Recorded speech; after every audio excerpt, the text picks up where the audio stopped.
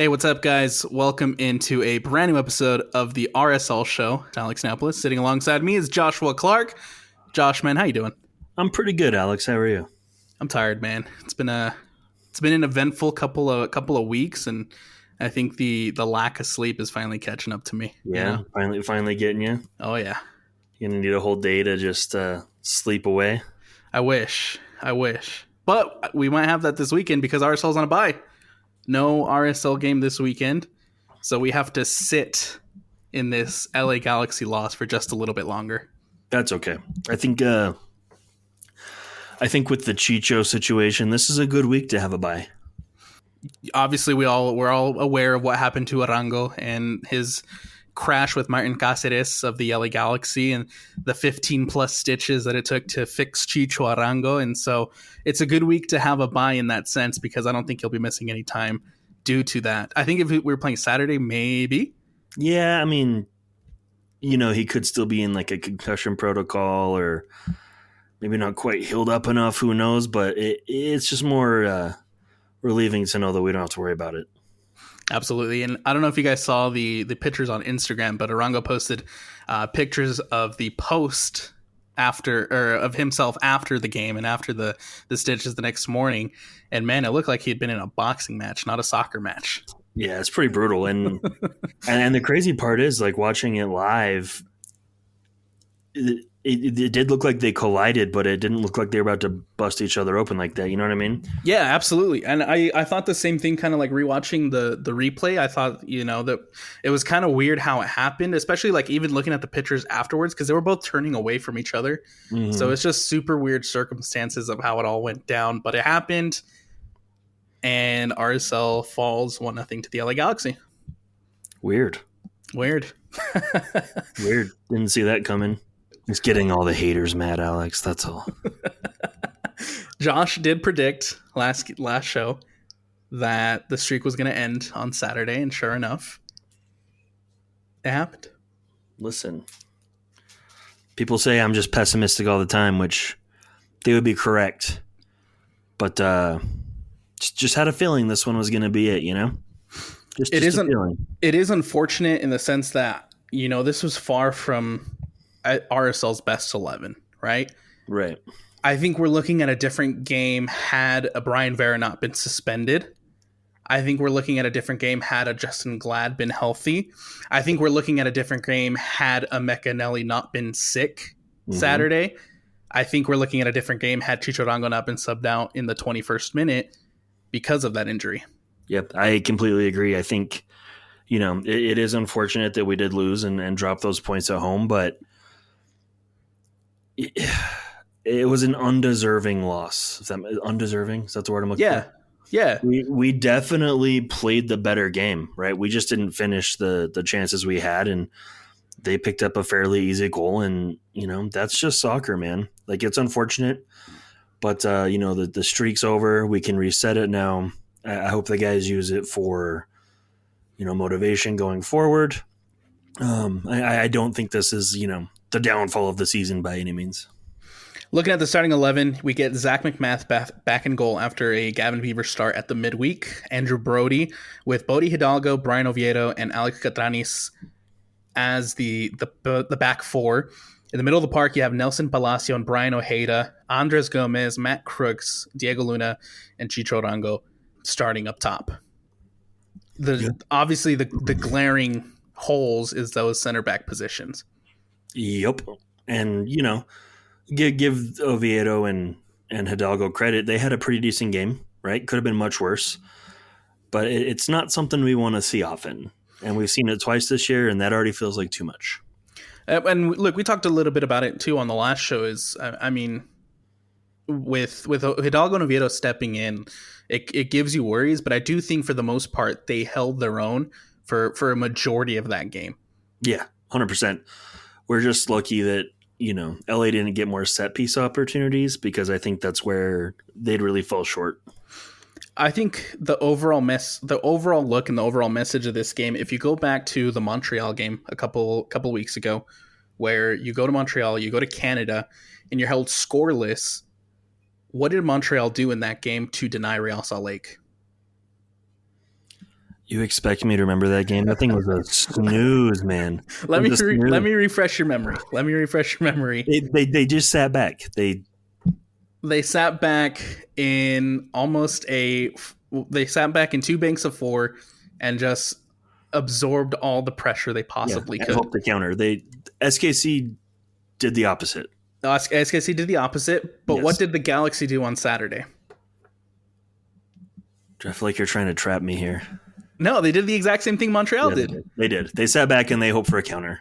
They did, and what? How did that pet goal come about? A counter. Exactly. Yeah. They did exactly what Montreal did to Real Salt Lake, held them scoreless. But what we talked about last week was the Galaxy having a much better attack, a much more potent attack Mm-hmm. than Montreal. And so in that one situation, that one opportunity they got to hit on a counter, they ended up putting it in the back of the net. Right. Their DP does what we expect all the DPs to do and finish the chance. So you have Rango go down at the 21st minute. You have to bring in Anderson Julio, who is very good at running in behind the defense, who's very good at finding those spaces, but the Galaxy did not afford any of those spaces for Anderson Julio, similarly to what we saw in Montreal. Right. And this was the fear, right, that we talked about earlier in the year about teams being able to play Anderson Julio off the field. Right. He is very one dimensional. He's not your hold up striker. So yeah, if you're going up against Anderson Julio, all you got to do is park the bus essentially, and you take him out of the game completely. It worked. Hats off to the Galaxy because it worked in this case. There was a couple of really, really good opportunities, right? We talk about Andres Gomez in the season that he's having. He had some really, really good chances, specifically early in that second half. Mm-hmm. Luna had a couple of good looks, not necessarily the best shots, but a couple of good looks.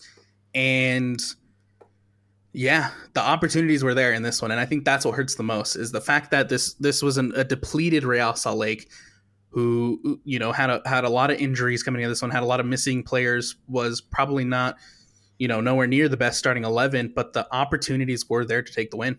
Yeah, like you said, depleted RSL, but an RSL that easily could have walked away with 3 points had a smattering of Gomez or Luna chances gone in. Right, it's just one of those bad finishing matches, and they haunt you, man. They haunt you. In the post-game presser, Pablo Mastroeni said that there was moments where he felt like the youngsters, referring to Gomez, referring to Luna, tried to do a little bit too much to take over the game. Do you agree with that, Josh? Not so much with Luna. There were some times, but I feel like Gomez. It's funny because we've like kind of made the opposite observation in the past where it felt like Gomez was doing too much to try to get an assist or whatever. But in this one, it's kind of the reverse. There were plenty of opportunities. Gomez, could have gotten an assist and opened up an easy scoring chance, but decided to go for the shot and be a little more selfish. So yeah, I do agree. The glaring one has to be the ball that came crashing off the post. Yep. I think that is probably the biggest, the one that's kind of etched and into my brain is the one that came off the post because that you're early in the second half, you're inches away from putting that into the back of the net and it just comes crashing off the post and it sucks. It does. It sucks. And had we scored early in that second half, that kind of destroys LA's game plan of playing us, out of the game essentially, and it forces them to go forward. So, not getting a goal early on really played into LA's favor to continue to play on the counter. We got to talk about Zach McMath, who had a couple of big saves too in this one. There was a sequence where Galaxy was hitting on the counter, had a really good opportunity. McMath makes an absolutely incredible save, and then literally within 20 seconds, Rouse Lake's down on the other side of the field, forcing John McCarthy into a beautiful save of his own. Yeah, that was really fun. That's one of those things you like to see if you're a goalkeeper guy, right? It is almost like a little goalkeeper duel. McCarthy sees McMath make that save, and he's like, "All right, I'm going to one up you," right? And it's a good time. I love seeing goalkeepers do cool goalkeeper things. It's one of my favorites. I wish McCarthy would have missed it, but it's fine. That sequence too is also one of those that are etched into my brain for this one because it was such a fantastic sequence to, come up with a big save and then go straight down to the field, have a great opportunity your own. But like I said, unfortunately, just didn't have the shooting boots on tonight. Rouse Lake had a lot of really good opportunities and Just couldn't find the back of the net. Yeah, I mean it is tough. It's tough, but again, I think this team they'll come back. They'll recover. I'm not. It's one game, 15 unbeaten. Probably should have been beaten in 3, 4 of those, right? So it was bound to happen. We're still tied for first place at the top of the West. Still sitting in really good position. Now the big question mark is the two basically back-to-back games coming up next week. That's going to be a test, even though we're playing fairly easy opponents. But you got to wonder about rotation going into next week. And we'll get into that, but I want to talk about the 15th minute where I believe it was Brody who pings a ball into the box from, about midfield, finds Alex Catranis all by himself inside the box, and Catranis is just one-on-one with John McCarthy. Looks like he has McCarthy dead to rights, and then ends up shooting the ball right at John McCarthy and misses another one of those chances where Real Salt should have scored. Yeah, I mean that one's a little easier to swallow, right? Like, yeah, Catranis has scored some goals this year, but it's not like a Chicho missed that opportunity. It's one of those situations where that might not be the player you want the ball falling to in that particular situation. Would have been a sick goal. A couple minutes later, Arango goes down with the injury. Big stoppage in play there to tend to Chicho Arango, has to be subbed off. Anderson Julio comes on. And then a couple minutes after that, the 24th minute, Andres Gomez gets a boot on a goal kick from Zach McMath, and then basically punches it over the entire Galaxy defense, is one-on-one again with John McCarthy, and just shoots it right at McCarthy. Yeah. The transfer value went down a little bit this game. Are we judging that off of just the one game? Yeah. It's just a temporary dip. just getting him for his misdeeds against the Galaxy. Exactly. If you go look at the transfer market graph, it shows him spiking a little bit right now and then a little tiny drop. But I think those were, the two clearest opportunities in the first half for RSL to get on the board. There was a long distance shot from Brian Ojeda in like the 36th minute, I believe, that almost snuck by. I thought that was Oviedo. Ojeda, one of the two. One of the two Brians. One of the two Brians. Yeah. And you go into the break 0-0. How are you feeling at this point, right? We just lost Chicho Arango to the injury. It's 0-0. RSL seems to be the team with the most opportunities. So how are you feeling at the break? I felt fine, right? I was bummed about Chicho, and I thought, that was going to kind of hamper our chances. But again, the way we were playing, we had every opportunity to nag a goal. So I felt fine. And honestly, when Peck scores for LA Galaxy, definitely deflating and one of those man, that was against the run of play type goals. It just it stung. Yeah, it absolutely was. And because like we said, up to that point, Real was the team with the better chances. Galaxy was just at this point kind of sitting back, waiting for the counterattack, kind of maybe happy with just walking away from America First Field with a 0-0 draw. And then all of a sudden, a quick counter from the LA Galaxy. Peck shoots it from distance. McMath gets a glove on it. Let's also mention that McMath did get a paw on it, but just the force of the shot just slips it right through Zach McMath, and it ends up in the back of the net. Yeah, really depressing. I don't really feel like we can pinpoint anyone being at fault here, right? It wasn't like a ridiculous error on anyone's behalf or anything like that, but man, just a bummer. Really just a bummer. And it looked like McMath was going to make the save, and I think that's what really bums me out is, you're like, oh, he's going to get it, and then next thing you know, they're celebrating. At this point, Gabriel Peck just scored. It's 1-0, right? There's still 15 minutes plus left in this game. Are you confident that Real have it in them at this point to find a goal, find that, and maybe even a late equalizer as they have? I mean, based on the performances this year, yeah. It wasn't out of right the question in my mind. Like, anything could happen, but with the chances we were creating and the quality of chance, my hopes weren't very high at that point, I if I'm will being completely honest. I will say yes, I'm confident at this point because we've seen it before. We're also like at the death, Mm-hmm. but I'm gonna be honest, man. After Galaxy scored that first goal, the winning goal, the chances that Real Lake was creating, they weren't as clear and as great as they had been throughout the match. I think that the quality of chances that Real Lake was creating after they went down 1-0, the quality and the looks just weren't as great as they were before. They almost looked panicked. Yes, there we go. You know what I mean? It was like they were just realizing, oh no, the streak really is on the line, Yeah. and oh no, we have 15 minutes. And this is where I feel like players got a little selfish as well. Yes. They kind of stopped playing the RSL game.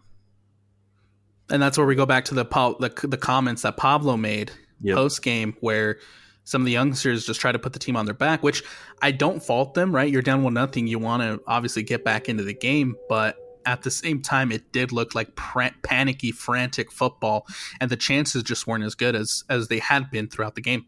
And I think a lot of it is you were really missing some leadership on the field once Chicho went out, right? Mm-hmm. You don't have Glad out there trying to be a leader, and you don't have Chicho out there. You don't have a Mecca out there, right? Like, there's certain guys that when they're on the field, the team looks to them to kind of set that tone. And when those guys aren't out there, it's easy for the youngsters to kind of go off and say, this is my time, even though it may not be the time to take off and make this your time, right? So, yeah, I think that was a big factor there. And that was a big topic of conversation too in the post game between Jake Hatch and Spencer Warren, was the fact that you look at the team, you look at the lineup that was out there at that time, right? You have no Chicharango, who was obviously a huge leader, the big captain. Mm-hmm. You have no Jay Glad, who is arguably probably captain number 2 on this team. Mm-hmm. You have Emeka Nelly, who had the captain's armband in the last match, unavailable because he was I don't know if it was food poisoning, I don't know what it was, but he was ill on Saturday and could not play. So at this point, you're looking at your fourth captain, which is Zach McMath in goal. And I feel like the leadership in goal is a little bit different than actually having the guy on the field, right? Being the leader. Absolutely. What's Zach supposed to do? Run up and talk to his attackers every time there's a stoppage in play, right? Like, the only time your goalkeeper as a leader can really communicate is when, the opposing team's in your attacking half and you're maybe taking a corner or something like that. So, yes, I think goalkeepers are important in a leadership aspect, but mostly for the defense, right? Yes, there you go. So, and I think the only other person on the field at that time that had worn the captain's armband before was Brian Ojeda. But by this point, man, Brian Ojeda looked absolutely gassed. Yeah, it's, again, very happy we have a little bit of a bye week here. I think that's another thing that kind of crept on Real Lake in this one, was the fact that the fatigue was very obvious, right? You had Ojeda, who just played 90 minutes in Kansas, or against Sporting Kansas, now playing 90 minutes against the LA Galaxy. Mm-hmm. And a lot of these guys just looked, I think by the time the Galaxy scored, I think there was just not enough gas in the tank to really force something, right? To really come back and have that opportunity. Yeah, it's hard to really apply pressure when you're running through mud, essentially. Yeah. And, it sucks that we were so short. And this isn't a knock on Caliscan, but, like, if he's the one coming in, that's not really giving you a lot of hope, I'm happy you mentioned subs. How do you feel about the substitution pattern in this one?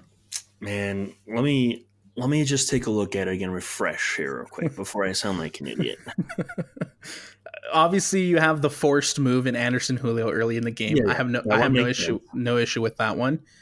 66th minute, Noel Caliscan checks in for Nelson Palacio. Hated that. Like we just said, Ojeda's dead tired, man. Mm-hmm. So why are we not leaving Palacio in, who, is somewhat fresh-legged? Yeah. I don't know. That seems silly. I know Ojeda is extremely important to this team, but again, you got to take care of their legs, man. That's exactly kind of my take on this one too, is the fact that Ojeda is important to this team, and you want to have Brian Ojeda on the pitch, but at the same time, I think a fresh Caliscan and a fresher Nelson Palacio Right. is gonna get you more production than a gassed Brian Ojeda at this point. Absolutely. It's like when I mean, it's like when anyone's tired, right? I don't know. That was a silly move for me. I don't know what the thought process was there. Um, but I do think it was the wrong move. Gabriel Peck scores in the 74th, and then 75th, Fidel Barajas comes on for Matt Crooks. Anything on that one? I think that could have happened a little earlier.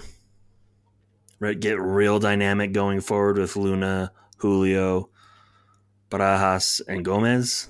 You know, it's a scary little combination bit there, but a little too late for me on that one. And I think the one that I have the biggest gripe with is in the 82nd minute, you take out Andrew Brody and you bring on Philip Quinton. Yeah, that was a little puzzling because it's not like we really switched to a three in the back either, Mm. which is what you would kind of expect with that move. Yeah, I don't know. Also, how would you feel being Philip Quinton and we have no center backs, quote unquote, available, but you're a center back and you're getting looked over for two outside backs playing center back. I know it's all, cohesion and this and that, but it's just got to be a little brutal. That's the thing, man, is like I have more faith in a Hidalgo Oviedo pairing in the back than a Quinton pairing with anybody Yeah. at the moment. Yeah. And You're all right. You're not wrong. I don't want to be harsh on Philip Quinton. I want to like the kid, but I don't think he's struggled. I think he has struggled to really get comfortable in that back in an RSL backline, and we saw it against Sporting Kansas. We talked about it Mm-hmm. right in the last show. Is he put Gavin Beavers in some really awkward situations? 100%.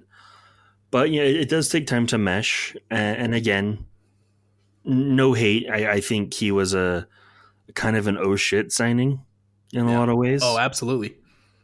Um, I still don't know why we didn't just recall Kevin Lambert, right? I think they're basically the same player. In fact, I think Lambert's a little better. But yeah, there must be something there that they see. I feel like, apart from being kind of an emergency signing, I feel like they might see something in him for the future, I guess. But yeah, I really hope we're looking for some center backs for this transfer window. I really, really do. So Pablo's reasoning to bring on Quinton was to move Bodie out wide and use Bodie to attack, which fair. Fair. We've seen Bodie do it. I like when Bodie does it. Bodie also had a fairly great chance that he skied. Yes. Yep. So, Right at the end. yeah. But at the same time, I look at the bench, man. I look at the players that at that point are available, and I'm not sure. When you're down 1-0 in the 80th minute, you want to bring on someone who's going to attack, right? You're going to want to bring in someone who can get forward, possibly a second striker. But guess we don't have that. No. And remember earlier this season when I was like, hey guys, we don't really have any strikers if Chicho gets hurt. That's exactly where I was going with this. Yeah, I know. Look, man, like I understand, wanting to push Bodie up, but in those situations, you want to bring in a guy who can potentially come in and be a second striker, who can come in and attack, who can come in and be, break some lines in the back. Because at this point, Galaxy is just sitting back, and so you want a guy who can come in and play in those tight spaces and play some balls in behind. But you look at the bench at this point, you have Tommy Silva, you have Michael Chang, you have Philip Quinton, and then Gavin Beavers. I almost would have preferred Chang. Honestly. Yes. I would have. Yes. But, we're not the coaches for a reason. It's puzzling to bring in a center back when you're down 1-0. 100%. Even though they did free up a whatever Bodie is. Yeah. right back, right wing, wherever they decided to play him that a center back. I don't know. I think that's my biggest issue with it is just the fact that you're down 1-0 and you decide to sub in a center back. Yeah. I mean, but that's partially due to the way the roster is built, right? That's been the concern all year. You're going to run guys out of gas, and then who's going to step in? Kind of hitting that point, right? Right. Thankfully, the transfer window is opening. But again, I don't know what movement's going to be there. I haven't seen any rumors of you. I have not. No. The thing here is, and the way I see it right now is this RSL team has good depth. They got Yes, good depth. we need great depth. There you go.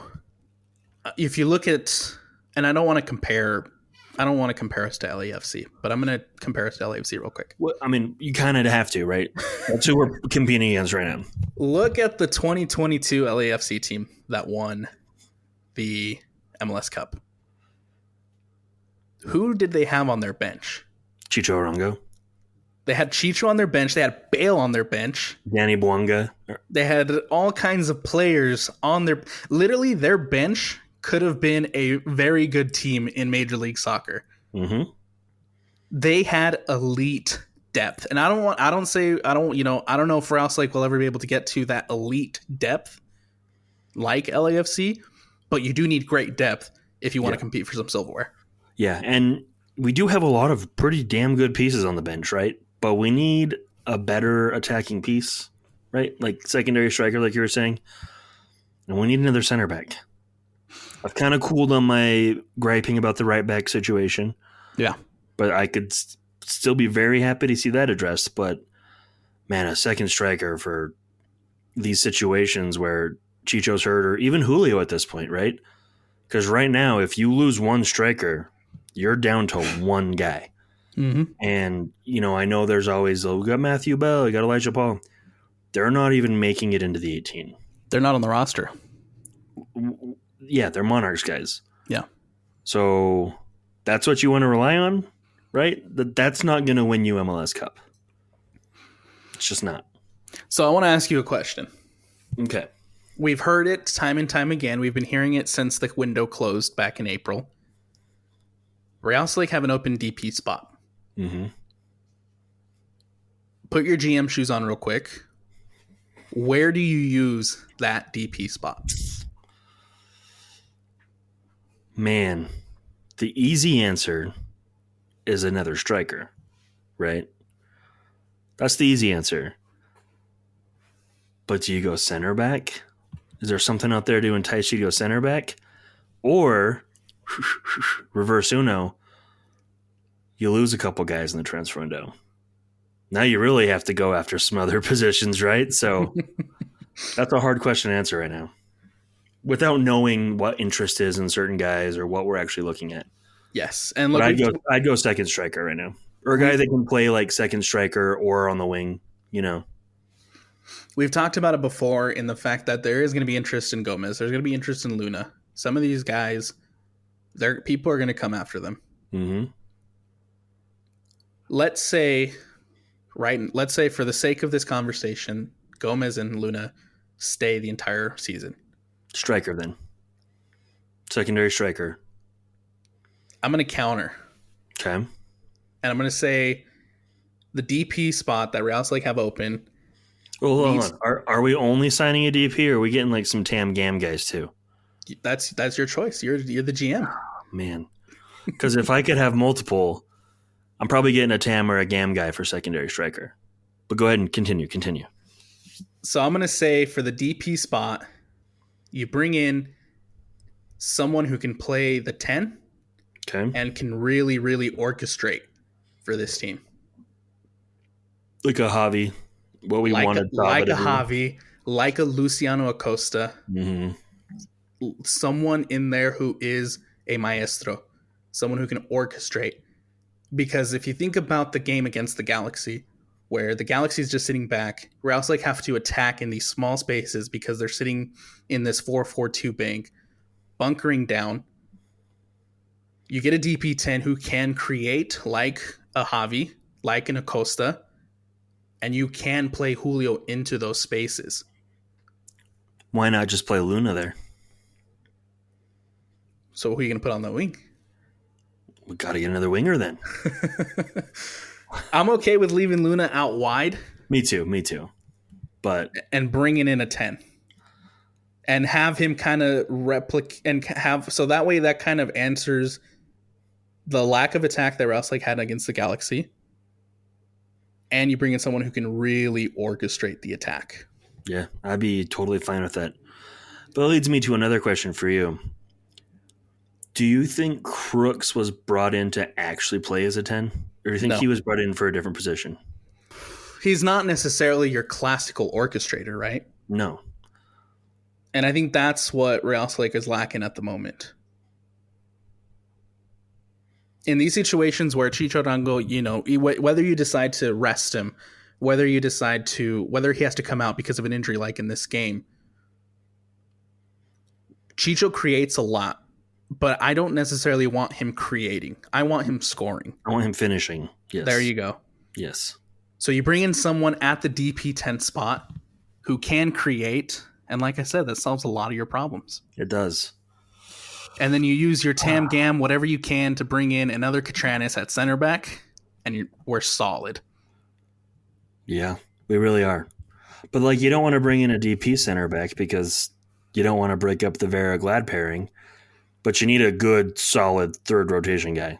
What you need is a Marcelo Silva.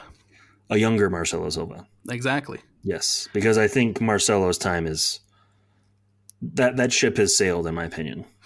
But I also think that we're not having the center back conversation if Marcelo's healthy. I agree. No, I do agree 100%. Or if... it pains me to say. Or if Eric Holt's still healthy. Right? Who knows when Holt will be back? There's a couple guys on this roster that it might be time just to go our separate ways. Zach Farnsworth being one of them. Do you remember back in 2019 when way back machine? My God. To that RSL team? Do you remember who those center backs were? We had Justin Glad. Yep. Oh, one of them started with a V, didn't it? It's a lot easier than you think. Elias Vasquez. Was he a center back? Yeah. I was thinking more so in the sense of Jay Glad, Silva, and Holt. 2019. Okay, who were our center backs? This feels way longer ago than it really was. Yes. All right, 2019. Tony Beltran was still playing. That just feels weird. Eric Holt. Our center backs in 2019 were Marcelo Silva, Justin Glad, and Eric Holt. And Nate Monuoha. And we still are relying on Marcelo Silva and Eric Holt. Yeah. Dude, this 2019 roster just kind of makes me depressed. Wow. Those were dark times. We had Beckerman, Beltran still, Nick Beasler, also a center back. Yeah. Jay Glad, Alex Horwath, the goalkeeper, Samuel Johnson. Oh. Remember him? Oh, yeah. We had Dami, Everton, my guy. Mohan was still playing for some reason. I think this is when he was on the Monarchs, though, when they were going on that run. Yeah, I think that's the early one. Natum, Plata was still here. It feels like these guys left so long ago. Ramondo was still here. Kellen Rowe, Pablo Ruiz, Rusnak, Bofo, Sava, Marcelo, and Donnie Toya. And then Eric Holt, Andrew Putna, Tate Schmidt, Justin Portillo, and Aaron Herrera. Dougie Fresh. Yeah, this Douglas Martinez. Yeah, this roster is depressing, dude. Our DPs were Sam Johnson, Albert Rusnak, and Jefferson Savarino. Boy, have we grown up, huh? Oh yeah. My lord, I'm physically ill reading that roster. That's like PTSD and depression just rushing straight back into my veins. The reason I bring up it's time to move on and refresh. There you go. There you go. And I do think bottom line, like you don't really have to spend big bucks to bring in a good defender. No, who can be that number three, right? You don't need to spend a boatload of cash to bring in an Alex Catranis. They no. didn't spend a lot to bring in Catranis, and he's worked out amazingly. And you can find. I feel like center backs are kind of everywhere. Yeah. There's a lot of them. So just go maybe check out some of those Norwegian, Danish, Swedish leagues. Get one of those big guys. So Championship in England. if we have to put up a wish list right now, what order does that wish list go for you? A 10, because you convinced me. Ah, And then a supplementary striker. And then a center back. And then a right back. I think right back at in this market, I don't know if that's going to be. The lowest on the list. Yeah, I don't know if that's going to be a priority for the club per se, but Mastroeni made it clear that another attacker is the priority right now in the post match presser. Sweet. DJ asked him. He said after DJ went down and Julio came in, right? Did that kind of give you an idea or clarity that another attacker is needed on this team? And he said yes and nothing else. So yeah, that means something's up. Yeah. Yeah. So we'll see what happens. With the transfer window is not too far away. I think it opens mid-July, early July.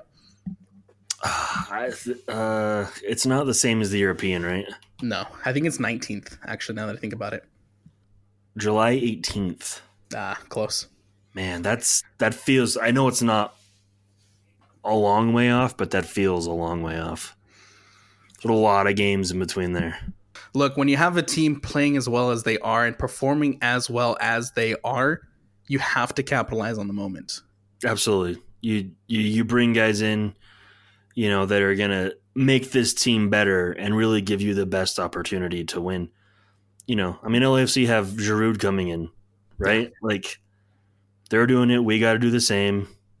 Just hope we do, and I hope we get the deals done early, so it's not transfer deadline day deals, and then they're not playing for us until end of September. You know what I mean? So I hope they have things in the works now, and that as soon as the window opens, we're just on it. So that's my hope, my personal hope, my desire, my dreams. Real quick to wrap things up, there are only 5 games left before the Leagues Cup break. There is a Wednesday match against Houston Dynamo right before the 4th of July. That same Saturday, you get Atlanta at home, a road trip to Portland the week after, midweek at LAFC, and then a trip to Colorado. So we got 2 back-to-back home games. You end with 3 straight road games before you come back home and welcome in Atlas on August 1st for Leagues Cup. I'm hoping for at least 10 points in there. And I think you have to get more than that if you want to keep pace at the top of the table. Yeah, because that's me being a minimum. 10 points minimum. Because realistically speaking, let's look at this LAFC team. They win. They don't tie. They don't lose. They win. Mm-hmm. They have gone now since May 4th without losing.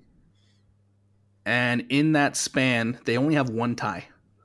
Well, they have to play RSL. So that matchup at LAFC on July 17th is going to be huge. It's going to be a big one. And what sucks about it is we play Colorado to finalize the Rocky Mountain Cup 3 days later. Yep, that sucks. It's gonna be a hard stretch. And yeah, I think it changed from being it was already gonna be a hard stretch as it is, but Portland's kind of finding their feet. LAFC, we just talked about how well they are heading into this Leagues Cup break, and then you got Colorado, who's going to be they're not happy with what happened last game. Right.